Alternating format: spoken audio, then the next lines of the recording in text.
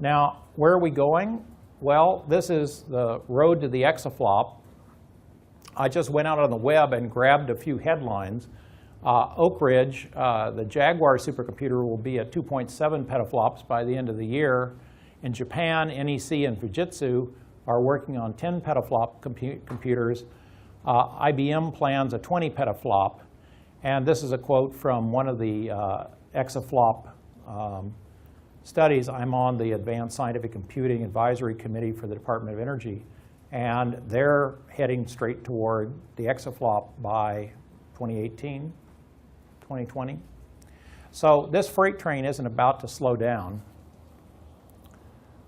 Here's another way of looking at it. Every year, there's a group in Tennessee that looks at the fastest supercomputers in the world and ranks on the top 500 list.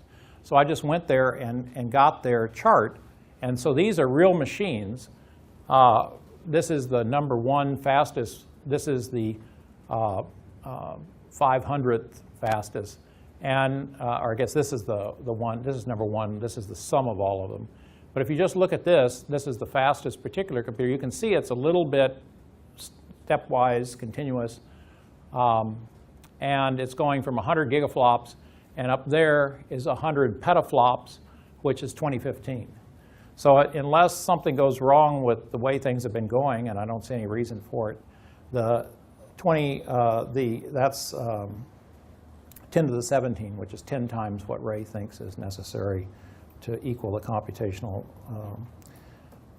capability of the brain. Now, one of the things that you can see that I certainly am convinced of is that this is an engineering approach to building supercomputers as opposed to a biological evolution approach, which is the way we got our brain.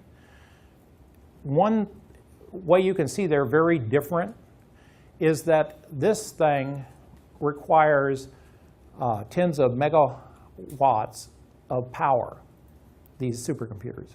Your brain, you as a human, run at about 100 watts.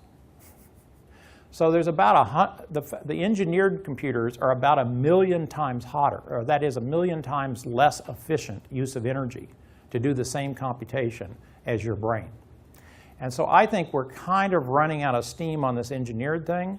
And my prediction is that over the next 10 years, you're going to see a radical flip toward biological mimicry of designing these computers. And that's why IBM is working as hard as it is on understanding the wiring of, say, monkey brains or human brains.